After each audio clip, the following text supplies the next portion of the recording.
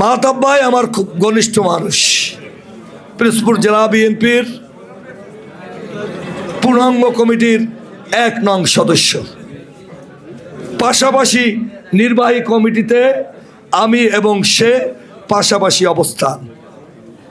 ৩০ বছরের পরিচয় একটু লিঙ্ক দিয়েছে আমার আগের বক্তা। ১৯৭১-এ মুক্তিযুদ্ধ করেছে ২টি সেক্টরের মাঝামাঝি জায়গায়। ক্যাপ্টেন মেহেদি, মেজর জিয়া স্যার অনেক ভালো জানেন।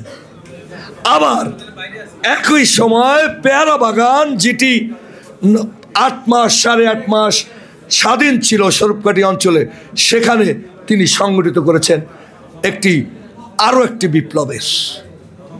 ৭২-এ সরাসরি রাজনীতি করেছেন জাসদের সাথে। মেজর জলিলকে অনুসরণ করতেন একদিকে, অন্যদিকে যার নাম উচ্চারিত হয়েছেন, যিনি পেয়ারা বাগানকে স্বাধীনতা যুদ্ধে সংগঠিত করেছিলেন, সেই সিরাজ শিকদারের সাথে। এই দুটি জায়গায় লিঙ্ক রেখে তিনি তার বিপ্লব, তার তারুণ্য, তার দেশপ্রেমকে তিনি জাগ্রত করেছেন এবং বিবেকের তাড়নায় ৭২ থেকে ৭৫ মাঠে মাঠে না খেয়ে অর্ধ খেয়ে সেই ইতিহাস আমি একদিন তার কাছ থেকে শুনেছি।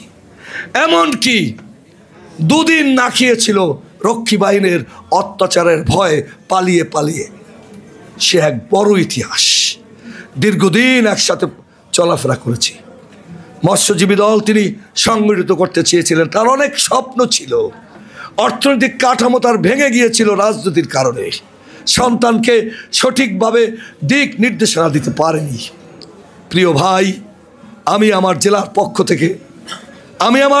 পক্ষ থেকে আপনাদের কাছে মাপ চাইছি। চলার পথে প্রিয় সহযোদ্ধা কখনো যদি কোনো ভুল করে থাকে, কখনো কষ্ট পেয়ে থাকেন, তার ওই জেলার বাসী হিসাবে, তার পরিবারের সদস্য হিসাবে আমি আপনাদের কাছে ক্ষমা চাচ্ছি। আগামী দিনগুলো হোক ওই আমাদের নির্ভেজাল সততার। আমরা ভোট দেখেছি, আমি দেশমাতার নির্দেশে মেজর হাফিজউদ্দিন স্যারের এলাকায় গিয়েছি। প্রচুর জনপ্রিয়তা, একার না, পরিবারের সবাই।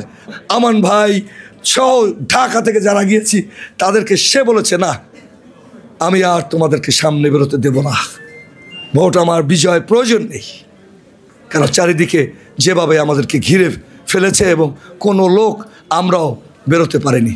তাহলে জনপ্রিয়তায় সব কিছু এদেশে ছিল না, স্বৈরাচার আমাদের কেটে নিয়ে গেছে। আমরা সেই গুণগত পরিবর্তন চাই।